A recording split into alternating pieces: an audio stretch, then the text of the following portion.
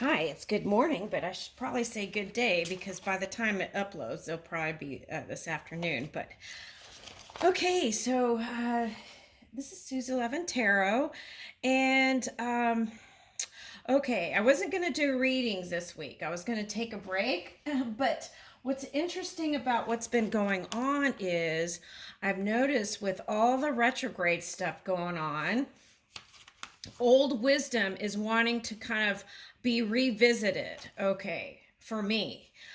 So there's a lot of wisdom there that you can grasp if you meditate. So let's see, with that said, okay, so the question that I asked was this: what is the universe? What would the universe like to know? Okay, so the question brought more questions. Okay, so I kind of want to go really quick because I've got some things to do, but I want to just go through these cards real quick and share them with you so that you can come up with your own uh, answers and put those into the melting pot, the collective melting pot, so that we know how to move forward. Okay, all right, because I feel like, and part of that feeling indecision is probably due to the retrogrades. So just know that things will shift, but you can also add to the mix, right? Okay, so let's see. So the main concern here, I felt like, with these cards was that how to improve relationships in family dynamics and how to improve the feminine, how to bring in the feminine energy into the masculine, more masculine energy, and how can we create a more safe and future is what I got. The feeling of safety and what else was it? How can we have more optimism? Can we make a clear direction? Okay, so the message was choose a direction and move in it, and then spirit can move with you. And then against all odds, know that there will be triumph. Okay, so if things have been tough, just know that things are going to just flow pretty soon. Excuse me. Okay, so the key is to release baggage from the past, right? Use this time to tap into that old wisdom to know where you're going to launch your energy or move your energy or flow your energy, right? Okay. Okay. And sometimes, you need those quiet spaces. So if you feel like nothing is going on, that's okay. Okay, so that's the message there with these cards. Okay. And then the message of unity, finding ways to love each other more. Okay, with kindness and compassion, I got with that one. Okay, and then I feel like now I realize as I was doing my energy, like reading the past. Readings that came up, and I feel like that fatigue was due to some of this sea stuff that was going on. Okay, so a lot of people were needing to kind of do self-care and reassess their energies and fire up their chi area. Okay. Excuse me. Granola. Okay, so um okay, so there's that. Also, how to be as they say, okay, so they're showing me a green garter snake that's in a tree. So it's like you can raise your energy. Okay, that's the message there. Okay, so how to have a more world view, universal view, and needing to be present where you are and in your own physical apparatus, but also looking at the big picture, right? Is this thing that I'm doing or talking about really important to the big picture and the little picture, right? Okay. All right, so at this time, it seems like people were concerned about better ways of communication, how to move and flow better and have less entanglements, as in fighting. Okay, and then here is pulling in that wisdom, okay, of the past, and Jupiter wanting to expand. Okay, so I would suggest doing a meditation where, what does it look like? What does your life look like 5 years from now? Okay, and if you feel like that's too much to do, what does your life look like in the next 3 years or 2 years or 1 year? Okay, and the suggestion here from Spirit was go ahead and do that meditation and dream work. Okay. All right, so there's a focus. And then here's this Uranus energy again. Okay, so this is the card that helps us, the energy that helps us to reach for new ways of being, okay, to get out of the same patterns and cycles and reach for new. Okay, no matter what the planets were doing billions of years ago or whatever. Okay. And then better ways of relating. Okay. And then passion. How can we have more passion and satisfaction in our everyday life? And then that brings us to this Two of Swords and the Death card, Scorpio. All right, so now Venus is in Scorpio. So the message here was, how can we bring more love and compassion into our future? Okay, and be that, okay, with the Queen of Cups. How can we be that, right? Okay, more. How can we be more loving? How can we be more compassionate? How can we be more kind? Okay, so the indecision here on how to do it. I feel like people just have had their focus on other things. So now look at, if you were to take direction in that, what does that look like? What does more love look like? What does more compassion look like? What does kindness look like with wisdom aligned, right? Okay. So this is like that's like indecision, needing to go within to shore up that energy. And then here's the Scorpio. Okay. So also on many readers may be picking up this Scorpio card due to this collective message. But then what happens is, which is fascinating, so there's like the macro and the micro, and this could be interpreted as a love relationship too, right? Indecision towards who to go towards or what to put energy into. And then here's the Queen of Cups. Okay, so that's the feminine energy. Okay, so there is what I'm picking up. Okay, so, and the feminine came out in these cards too. Okay, so I feel like there was a need for that to be aligned, because, okay, so these two were in between Two of Swords, and then this Two of Wands was hugging on the outside of it. Okay, so then it came out like that in the cards. Okay, so it's like, where do you put your movement, right? Okay, so that's the universal question. Okay, so do some meditation and pick a direction. What does it look like in my life for a year from now, 2 years from now, 3 years from now? Go ahead and do that, or 5 years from now. Okay, and then here we are. Oh no, we don't want to go here. Okay, hold on. Okay, now this came out, King of Cups, and then this Emperor card came reversed. Okay, so let's see. what was, oh, hold on a second. And then Two of Pentacles came out.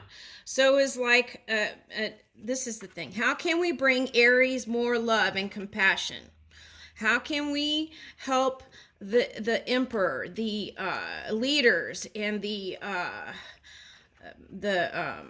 people who are in charge, and also all on a smaller level, the Aries sign, okay, and or a big level, okay. So how can we bring more love and compassion and kindness to the Aries, to the fire? Okay, and so the Emperor came reversed, and I wrote that down so I wouldn't forget it. So hold on a second. Okay, where was that? Okay, so this Emperor reversed, okay, meant, okay, so this Emperor reversed meant the Emperor wants to learn how to express more emotion and love in the work dynamic, and learn how to be more open and compassionate and kind, okay, as a leader, okay, or a leader of a nation, or country, or family even, so that was the thing that was very prominent, okay. Wanting to express more emotion in all aspects. Okay, so, and also this was men wanting more unconventional relationships, and also, when I say men, women included, wanting to move towards more unconventional relationships. Okay, so that might have interpreted into, like, on a smaller scale, any sign that seemed unconventional, there could have been wanting to reach for that, right? Okay, so that could have been like Pisces, Aquarius, and a few other signs, right? Okay. All right, so, all right, or anybody who is harnessing that energy. So, all right, so, okay, so, and the other thing was, in the past, there was misuse of power, okay? There was misuse of power, and there was a lack of discipline on lots of areas, okay? So, as we learn how to be more in harmony with our own energy, then we can flip this back into balance. We can move love and compassion and kindness and spread that like the tree branches into our businesses, our family, our home, our fur babies, loving the ocean, the earth, the planets, so it really can be expansive. Okay, but the key is everyone needs to put their own version in the melting pot so that Spirit can assist us in bringing that to reality. Okay. All right, so, and the new questions then, how to bring more joy and light, okay, to our everyday moment, okay? Because look, here was the Prince of Swords, the King of Wands, okay, and then Summer, Princess of Wands, okay? So, as a tarot reader, you could look into that, but the message here is, how could we move from, bringing more joy into our everyday life? And then this was also father-daughter, father-son dynamics affecting a lot, okay? That was a lot. I didn't even want to unlock it, to be honest with you. Okay, so someone said Pandora's box. I'm like, yeah, don't want to open that up. Okay, so anyway, All right, so just know that try to bring every day, every moment more joy by, having better connections with our children and our wives, our husbands, and boyfriends, whatever that, all this. Okay. All right, so. Right. So, being flexible, having discipline in your own energy, okay, and then by doing that and having compassion for all people, then we can extend that into our finances, career, family, fur babies, because also, we they're beings too, the fur babies and animals. They're trying to expand as well. So, and they have their own things that they want to experience while they're here too. So make sure that, as you're being the emperor in charge of your own business and whatnots, we're not neglecting the other aspects. Okay, so. All right, so avoiding misuse of power in the future. Okay, looking into father, son, daughter dynamics and how we can improve on that, and mother, daughter, son. Okay, and okay, the questions. The second question is, how can we bring, more love, right, and compassion? How can we bring more joy and light to our everyday? Okay, and because if you're bored, it's because you may not know that you're connected. Okay, you are connected, so you got to tune within, because if you're bored and you're getting entangled in, like these low vibrating sex things that Pluto came in to help align, take a look at that in the future. Okay, so being aware of your intentions and how you're going to move your energy in the future. And is that everything? Oh, okay. All right, so now in these cards, how much time do I have? Okay, I got to wrap it up. Okay, so, all right, hold on a second.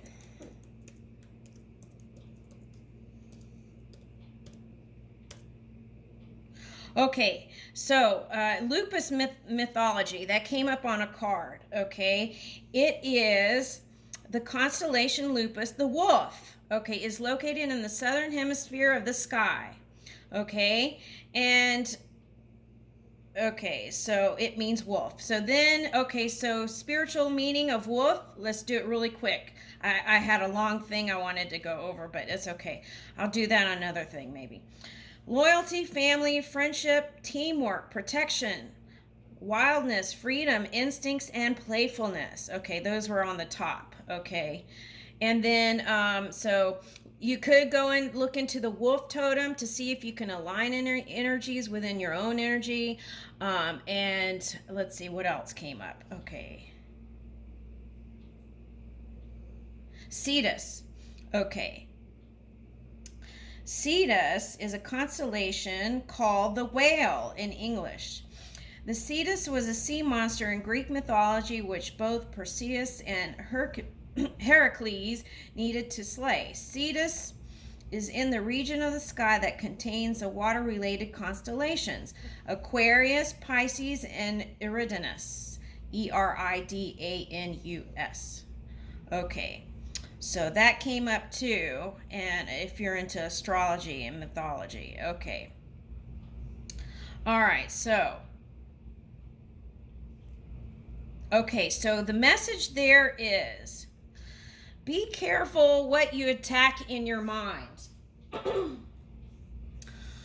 What you're attacking in your mind goes out into the ethers to be expressed or picked up from other beings anywhere in the world, anywhere in the universe. So be careful of what you're thinking in your mind. Because if you're having a war in your mind, that's being expressed some level later on. It can be picked up.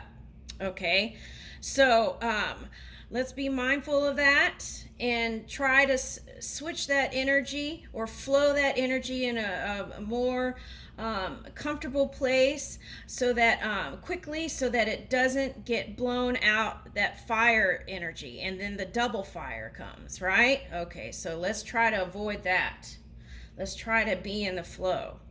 Okay, so that's a lot, and I leave that with you. Thank you.